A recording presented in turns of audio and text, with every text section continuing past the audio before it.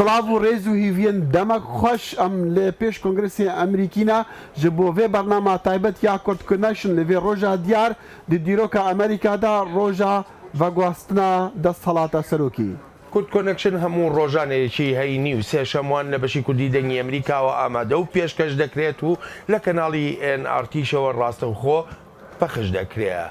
ئەمڕۆ هەینی دۆناڵد ترامپ سەرۆکی نوێی وڵاتە یەکگرتووەکانی ئەمریکا لە بەردەم کۆنگرێسدا سوێندی یاسایی خۆی دەخوا.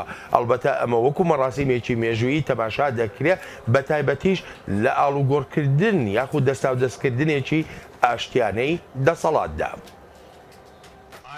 Dwight D. Eisenhower, do solemnly swear that I will faithfully execute the office of President of the United States and will, to the best of my ability, preserve, protect, and defend the Constitution of the United States. So help me God. So help me God. Congratulations, Mr. President. او نرێتەکە دەموکراسیە ئەمریکایە و بەدیگەرە دەستپێکە کۆمارێ ڕێوەرسمێن دەستپێکردنا سەرۆکاتیان نو ئەو نیشانە داویە قوناغەکەیە و دەستپێکردنایەکادنە دەدەمێن خۆش و نەخۆشتە. ساڵە 1933 فرانکلین ڕۆزڤڵت دەما تێکچوونە ئابووریدا سۆندا سەرۆکاتی خوار. بەری هەر تشتێکێ بهێنن ئەس دووپات بکەم تەنێ تشتێ دەوێ ئەمژێ بترسین ئەو ترس بخویە. ساڵە 1961 جۆن کێنێدی موڕالدا نفشێکی نوێی ئەمریکا ji بۆ کار و خزمەتێ.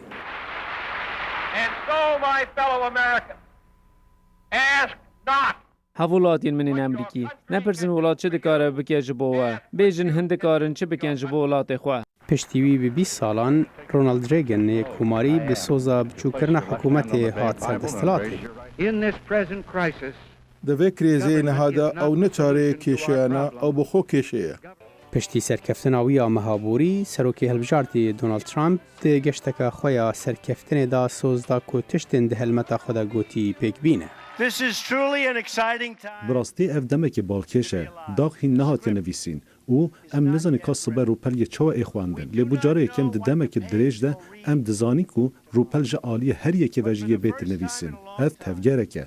نێزیک مایە ترامپ ببە سەرۆکی چەلوپێنجانی ئەمریکا و ئاوایە کو دێ ئەو دەستپێکە دەسەڵاتە خۆنیشان بدە دێ جورەیە سەرۆکاتیەوی دابین بکە. هەلبەت ڕۆژە سونخاردنا سەرۆکی ڕۆژە گرنگە و پڕی چالاکیین دیرۆکیە و سەرکێشی ڤان چالاکیانژی سەرۆکی ئەمریکا و سەرۆکی نو هەلبژارتیە و پشتی چەند دەمژمێران بە سەرۆک.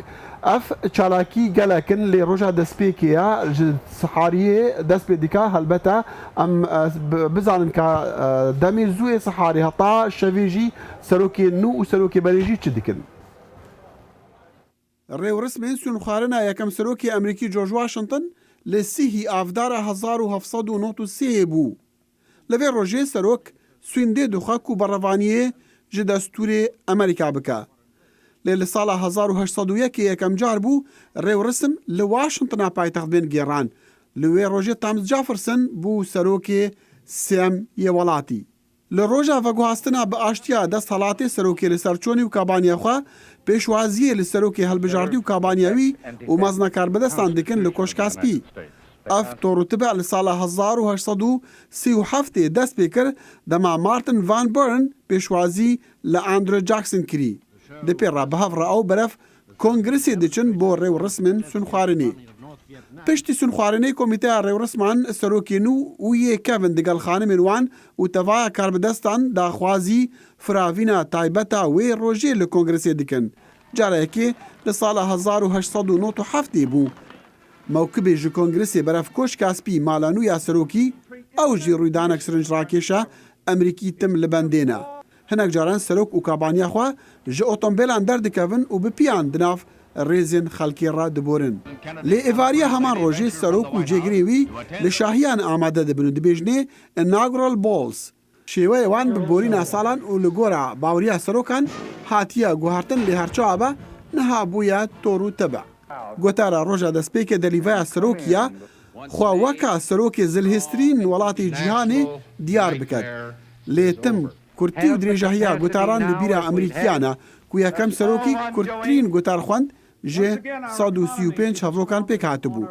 درێژترین گوتار یا سەرۆک وەلیەم هەنری هارسن بوو لە ساڵە 1940 وی بۆ دەمێ دوو دەمژمێران لەوێ ڕۆژە سڕ و سەقەمێ بە پیانڤە گۆتار خوند لێ هەروێ ڕۆژێ بە سەرمایەکەت کەت نافنڤینە و پشتی مەهەکێ وەغەرا داوی کرد. لەگەڵەوەدا کە کەشی واشنگتن لە ئێستادا کەشێکی باراناویە بەڵام هەروە دێ و خەڵکی زیاتر بەرەو کۆنگرێسی وڵاتە یەکگرتوەکانی ئەمریکا دەڕۆن بۆ بەشداریکردن لە مەراسیمی 45مین سەرۆکی وڵاتە یەکگرتوەکانی ئەمریکادا. لەگەڵەوەدا کە ئەمڕۆ ڕۆژی سوێن خواردنەکەیەوە دۆناڵد ترامپ بەرەو کۆشکی سپی دەڕوا هێشتا پرسیارگەلێکی زۆر ماون لە نێو ئەمریکاییەکاندا سەبارەت بە 4 ساڵی ئایندە. کورد کۆنێکشن لە بەرنامەی ئەمڕۆیدا میوانداری دکتۆر بیلال وەهاب نووسەر و لێکۆڵەر دەکات لە نێوەندی واشنگتن. دکتۆر زۆر سپاست دەکەم بۆ ئامادەبوونێ. پرسیاری یەکەمیشم لە جەنابەت ئەوەیە ئەلبەتە جیاوازیەکی زۆر لە نێوان ئەمریکاییەکاندا هەبوو.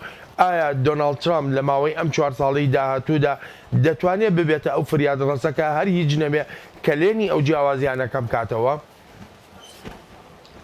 بەیانیتان باش هەڵبەتەوەکو جنابەت باست کرد بڵێ ترامپ سەرۆکێکە کە دەنگی زۆربەی ستیت و ویلایەتەکانی ئەمریکای هێناوە بەڵام دەنگی زۆربەی ئەمریکەکانی نەهێناوە لە ڕاستیە دەنگەکانی کلینتۆن بە ڕێژەی 3 ملیۆن دەنگ لە ترامپ زیاتر بوو لەلایەکی تر ترامپ کەسێکە کە لە ڕێی سەرکردایەتیەوە لەسەرەوە یەتە ناو سیاسەتی ئەمریکاوە بەعکسی سەرۆکەکانی ڕابردوو بۆنەوە کەسێکی وەکو ئۆباما کەوا سەرەتا لە سیناتۆرێکی بچووکەوە لە شیکاگۆ دوایی سیناتۆری ئەمریکی دوایی بۆ سەرۆکایەتی ئەمریکا بەشداری کردووە بۆ یەکجەتی لە خوارەوە بەرەو سەرەوە بڕۆوە ترامپ لەسەرەوە وەکو بزنسمانێکی سەرکەوتوو یەتە ناو کێشمەکێشمی سیاسەی ئەمریکاوە بۆیە ئەجندەکەی جیاوازە کارکتەرەکەی جیاوازە ئایا ئەبێتە سەرۆکێکەوە ئەمریکەکان یەک بخات و ئەم بارودۆخەی ئەیس ئەمریکا پیاتی جیاوازیکەوە دروست بووە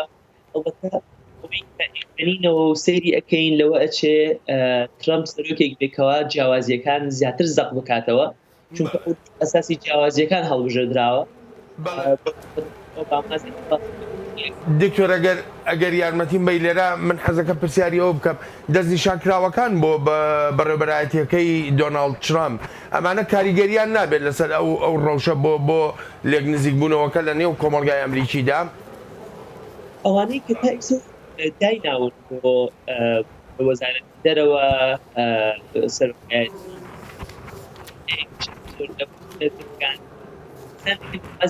خۆی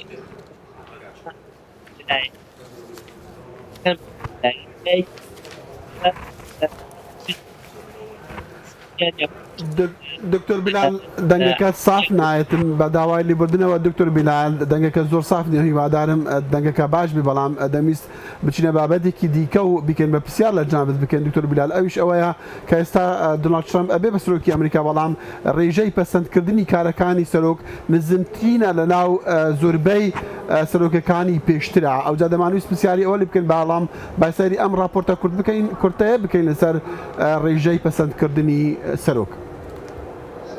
پشتی چەند دەمژمێرێن دی دۆناڵد ترامپ وێ ببە سەرۆکێ 45 ئەمریکا و ڕێژەیە پەسەندکردناوی ژە سەرۆکێن بەرێن نزمترا کێمتر ژنیڤەکە ئەمریکیان وی وەکا سەرۆکێکی باش پەسەند دکن ژە چار سەرۆکێن داوی بیل کلنتن سەرۆکی هەری خۆشتەوی بوو لە جەم 77 ژە سادێ ژە ئەمریکیان دپێڕا باراک ئۆباما لە گۆڕە ڕاوەرگرتنێن NBC و Wall Street Journal ترامپ لە جەم نیڤەکە ئەمریکیان سپی خۆشتەویە جواکن کو حەج ترامپ نەکن ئەمریکیان ئەفریکایینە 83 ژە سادێ جوانە نەدوخەست ترامپ بەبا سەرۆک دناڤژنان دەژی ئەو نەخۆشتڤە 61 ژە سادێ جوان ترامپ پەسەند ناکن بتنێ 30 ژە سادێژی ئەمریکیان ئارمانجن سەرێ لستا کارێن سەرۆکی پەسەند دکن باوریە ئەمریکیان پتر بە ئۆباما دەهات دەماکەتی سەرۆکاتیە دەما بەحز بێت سەرپەسەندکردنا سیاسەتێن ترامپ دیتنێن ئەمریکیان تێن گواردن 78 ژە سادێر دیگەل باوریên ترامپن ji bo rêgirtinê li delîveyên karî ji bo derveyê Amerîka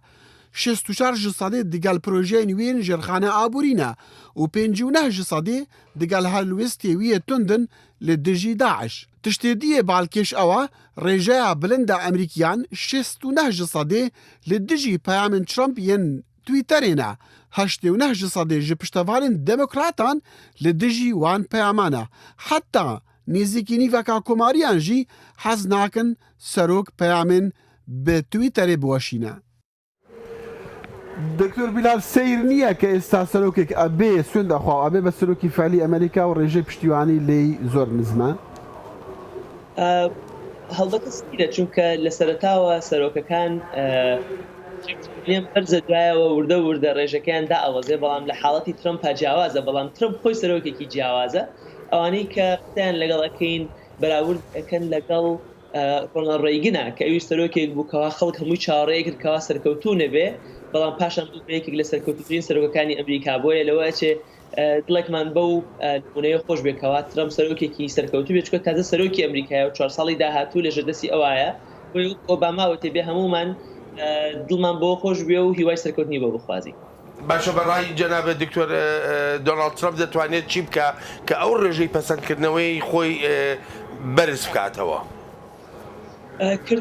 کردار ئەساسە دەنگدەری ئەمریکی دەنگدەرێکی چاوکراوەیە ئەگەر ئەو وعد و لودانەی کەوا ئەو بەڵێنانەی کەوا لە ڕێنەکان داوێتی هەندێکیان بە ئەنجام بگات لە مجالی سەحا لە مجالی تەندروستی لە مجالی دژایەتێکی تیرۆر مجالی دروستکردنی یەکسانی و باڵانس لە بینی فەقیر و دەوڵەمەندە ئەو کوردستانی کەوا بەڵێنی داوە نەتیجەکانی دەربکەوێت لە ساڵی داهاتووە ئەو پێش ئەو مەسەلەی خۆشویست ڕازی و لێ بەرزەبێتەوە جارێکی تر بەعکسیشتەوە گەشتەکانی بێ ئەوەشی کەوا هەیەی لە دەستیدا.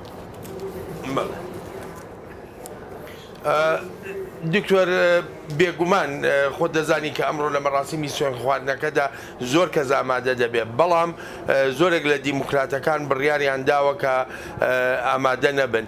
ئەمە هیچ کاریگەریەکی دەبێت بەسەر با بڵێن پەیوەندی نێوان کۆشکی سپی لەسەر وەختی ترامپ و کۆنگرێسی ئەمریکا؟ زیاتر سیمبۆلیە چونکە کۆنگرس ئەوەی کە گرنگ بێ لە کۆنگرسا لە پەیوەندی نێوان سەرۆک و کۆنگرسا بریتیە لە دەنگدان بۆیە لەم کاتا کۆنگرس زۆرینەی کۆنگرس هەم سەنەت و هەم هاوس بەدەست کۆماریەکانەوەیە بۆیە ئەم بایکۆتکردنەی کۆنگرسمانە دیموکراتەکان زیاتر سیمبۆڵ و تعبیرکردنە لەو تووڕەیەی کەوا هەم خۆیان هەیەە هەم تعبیرکردنە تووڕەیی ئەو خەڵکی کەوا دەنگیان پێداون. بەڵێن دەمانویست باسی سەرۆک ترامپ بکەین خۆی کە کەسایەتێکی هەیە ئەم بزانین سەرۆکی ئەمریکی دۆناڵد ترامپ پشتی چەند دەمژمێراوی سوێندێ بخەوەی بە بەس سەرۆکێ بدروست وێ بکەوە کۆشکاسپی وێ دەست هەڵات هەبە یان دەلیڤای هاوی یەک و سۆزین خۆ بجێ بینە وەکو چەند جاراوی گوتی ئەوێ ئەمریکا بکە وڵاتێکی مەزن لێگەڵ ئەم بزانین ئەو بخوا دۆناڵد ترامپ ژوکی دەری هاتیە کیە؟ کاروانی چاوەڕوان نەکراوی دۆناڵد ترامپ بۆ کۆشکی سپی بە چوونە نێو ئوتێلەکەی لە نیویۆرک لە مانگی 6دا دەستی پێکرد و ڕایگەیاند کە ئەو چاوی بڕیوەتە سەرۆکایەتی. من بە فەرمی خۆم بۆ هەڵبژاردنی سەرۆکی ویلایەتە یەکگرتووەکانی ئەمریکا کاندید دەکەم و ئێمە وڵاتەکەمان دووبارە مەزن دەکەینەوە. هەرکە سوێندی دەستوری خوارد وەک 45مین سەرۆکی ئەمریکا دۆناڵد ترامپ سەرمایەدار ئەوەی هەرگیز پۆستی نەگرتوتە دەست ئەوە دەرفەتێکی بۆ دەرەخسێت ئەو کارە بکات. دۆناڵد ترامپ لە ناوچەی کوینز لە نیویۆرک لەدایک بووە لە نێو خانەوادەیەکی دەوڵەمەند پەروەردە بۆ و فرێدی باوکی کە سەرمایە گوزاری مڵک و خانوبەرەی دەکرد کاریگەری بەرچاوی لەسەر دۆناڵد ترامپ هەبوو. باوکی ترامپ پیاوێکی بەزەبروزەند بوو و خۆی بەزل ئەزانی جا بە دڵنیاییەوە ترامپیش ئەو خەسڵەت و مۆرکانی باوکی هەڵگرتووە. دۆناڵد ترامپ لە دەمی لاویدا هەوڵی سەرکەوتنیدا لە بواری بازرگانی مڵک و خانوبەرە لە مانهاتن لە نیویۆرک لە کارەکەیدا سەرکەوتنی بەناوبانگی بەدەستهێنا باڵەخانی بەناوبانگی ترامپی بنیادنا هاوکات بەهرەمەندی خۆشی لە بواری میدیادا خستە ڕوو ئەو بوارەی کە دواتر لە هەڵمەتی سەرۆکایەتیدا یارمەتیدا. سەرمایە گوزاری لە نیویۆرک پێویستی بە کەسێکی زۆر بەتوانە و ماندوونەناس هەیە. جا دۆناڵد ترامپیش ئەو کەسەیە زۆر لەو کارەدا شارەزاوری هاتووە.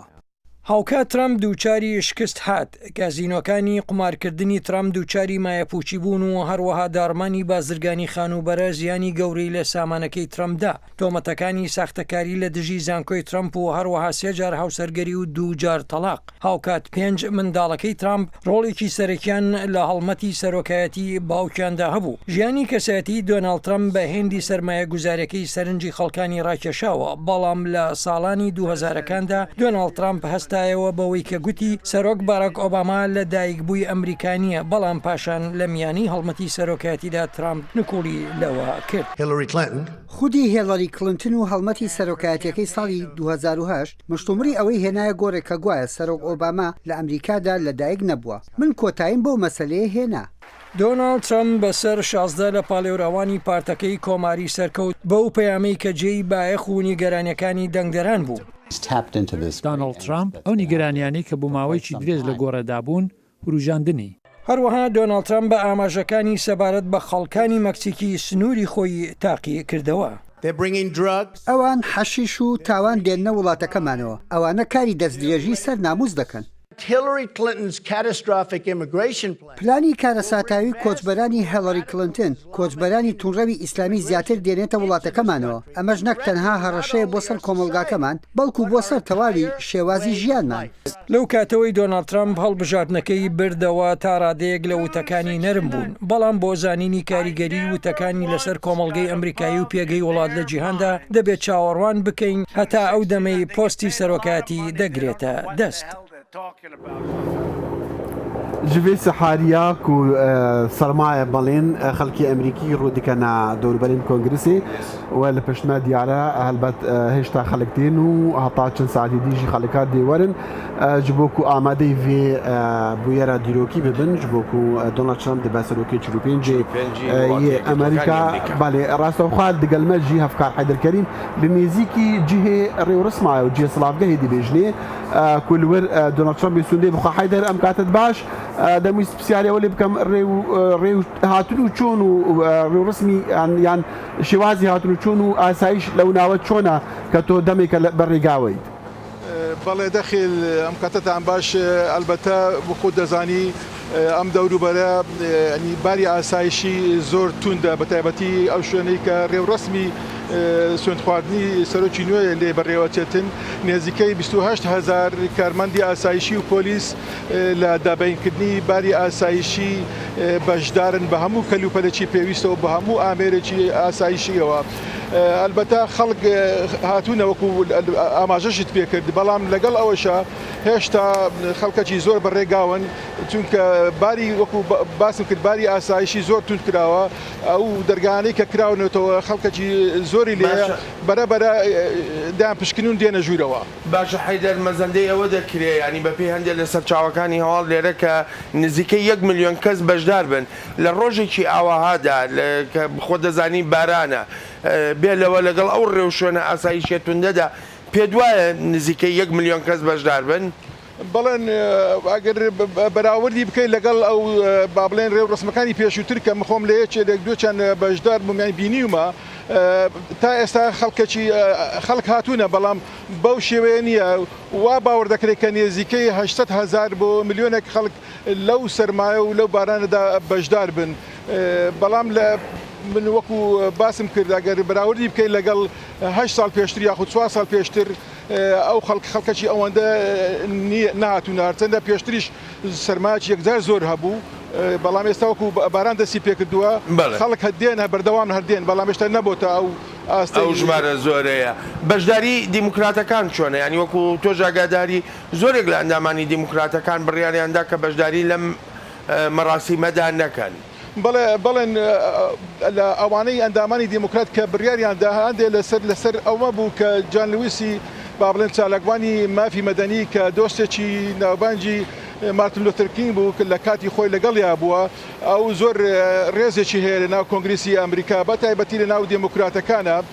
ئەو وتی لە قسەکانی لە گفتوگۆیە پاش ئەوەی هەڵبژاردنەکان کرا هەندێک گلەیی هەبوو لە ترامپ وتی ئەمن سەرۆکایی ترامپ بە شەرعی نازانم.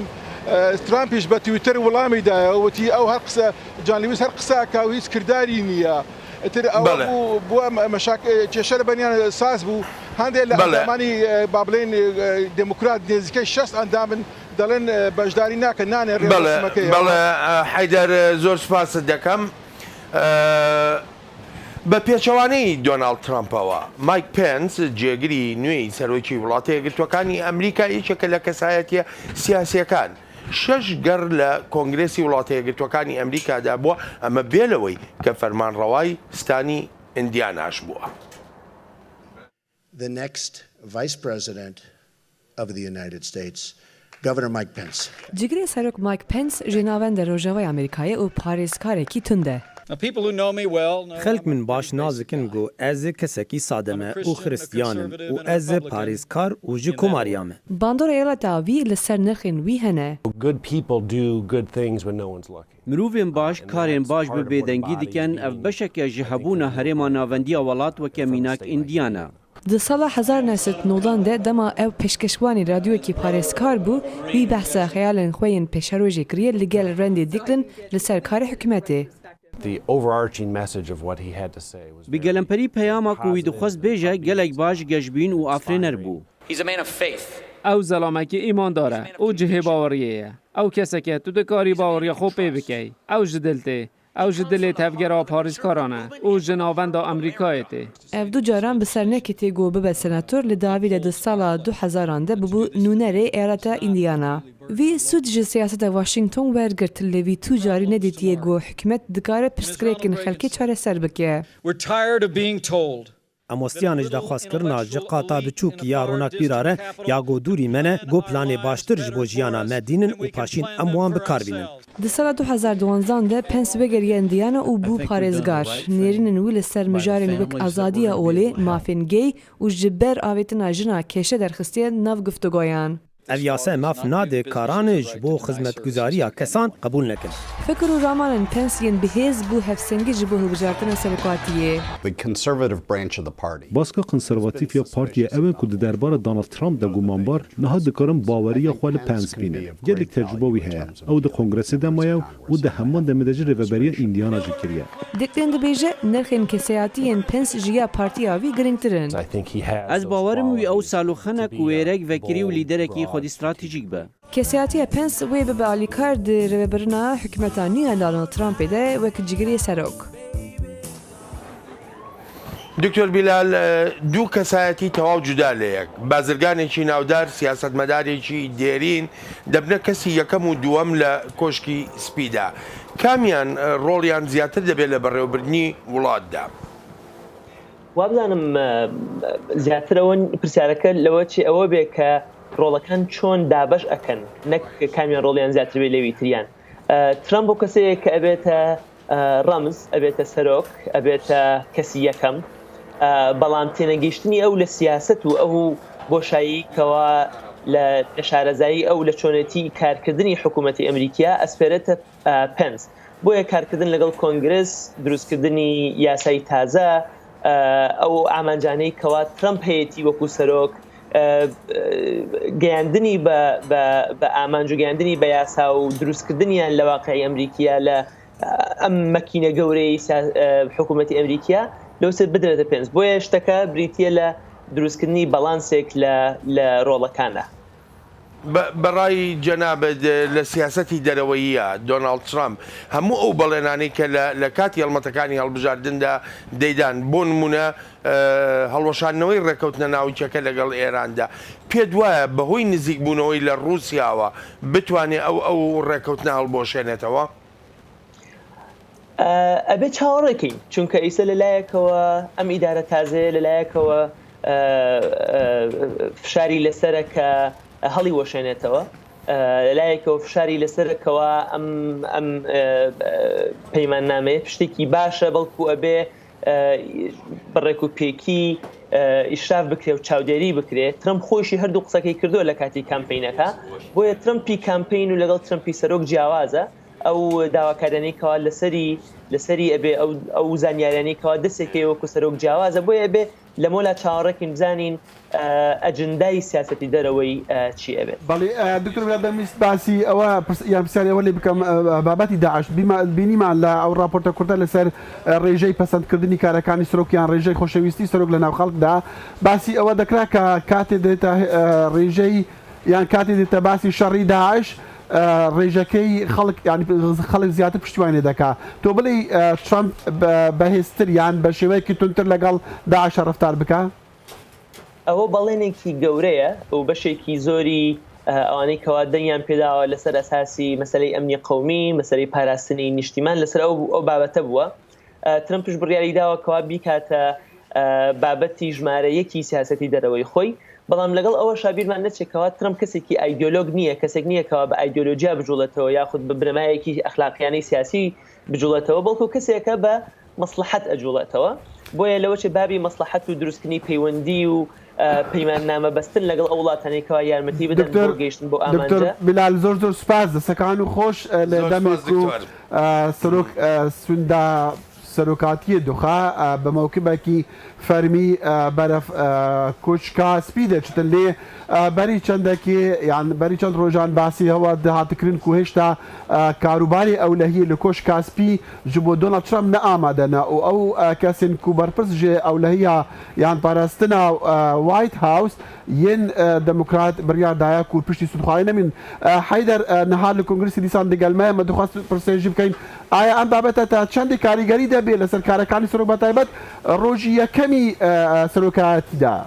بەڵێ دەخیل وەکو باس دەکرێتن کاتێکە تیمی گواستنەوەی ترامپ داوای لە کارمەندانی ئۆباما کرد کۆشی سپی کرد کە لە یەکەم ڕۆژی دەست بەکاربوونیان هەموو واز بێنن ئەوان تیمی خۆیان دەخەنە کارەوە، بەڵام پێدەچێ ئەوانە زۆربیان ئامادە نەبن نێزیکەی لە 960 ئەندام تەنها 6 ئەندام ئامادەیە داوایان لە 3 کەس کردووە کە کار بکاتن بە تایبەتی لە دەستگای بە زۆر هەستیاردا دەستگای ئاسایشی ناوچی ئەوانیش ئەڵێ لەبەرەوەی داوەتان لێما کردو ئێمە ئتر ناتوانین کارمە پیاکردن و ناتوانین ئەمەش نیگرانی لای خەڵک دروست کردووە.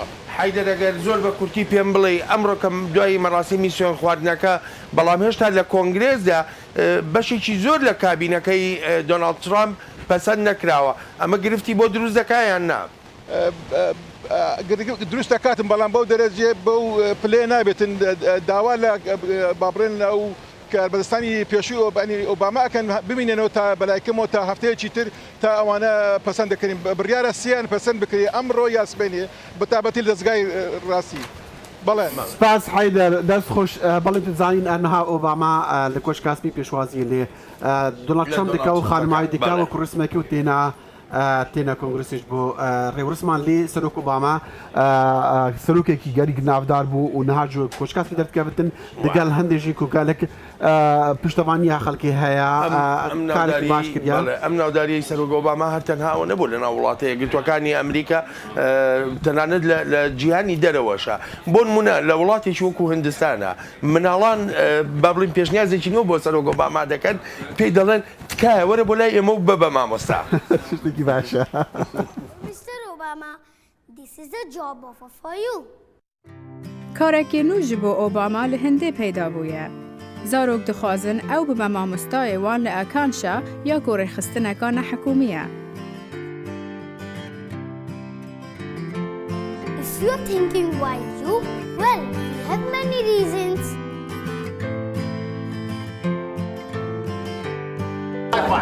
That's oh! You're so strong. You knocked me over. We love your jokes. wan dît ku ew mamostayekî gelekî baş e. Ew pir ji zarokan hez dike û zarok keyf bi yariyên wî tên. Wan gelek tişt ji bo Obama hene, wekû maseyeka taybet, werzişgeh, xwarina hindî, karmendin wî yên taybet, pirtûkxane û her wisa baxçeyeka berfireh ku hêlan têdane. Ew daxwaz dikin ku Obama seredana dibistanê bike û bibe mamostayê wan. We have your job offer letter ready. دەخیل ئۆبامایەکێک بوو لەو سەرۆکانی وڵاتە یەکگرتووەکانی ئەمریکا کە بەشداریەکی ڕاستەقینەی هەبوو لە باشترکردنی و وێناکردنی ئەمریکا لە ڕۆژهەڵاتی ناوەڕاستوە لە جیهانی ئیسلامیدا بە تایبەتیش لە پاش ئەو وتارێکە لە قاهیرە پێشکەشی کرد. بەتەکید بەڵام بەڵێ شتێکی زۆر گرنگی ئەوەی ئۆباما هەیە کە هەمووی خەڵکی باسەکە وەکو چۆن چ میراتی بەجێشتووە ئەوەیە کە هیچ شەرمەزاریەکی نەبووە لەو هەش ساڵی بە سەرۆکاریدا پێچوانەی زۆرێک لە سەرۆکەکانی ترەوە کە هەریەکە کۆشکی سپی بەجێشوە شەرمەزاریی تایبەتی ئەمە لەگەڵ بنەماڵەکەی قەت شەرمەزارینەوە بە شتێکی ئەوەیە کە بۆ سەرۆک ئۆباما دەبێت ئێستا گەلی تەماشەوانی کورد کۆنەکشن ئەم لە پێش کۆنگرسی ئەمریکینەوە و نەها ڕێوەڕسمین سونخواردنینە خەڵک ئامادەکاریان دەکەن و خەڵکی ئەمریکیشی بەلە کۆنگرسیدن بۆ ئەوەی دۆناڵد ترامپ ببە سەرۆکی 45 ئەمریکا خۆدا هەر شاد بناکەدی.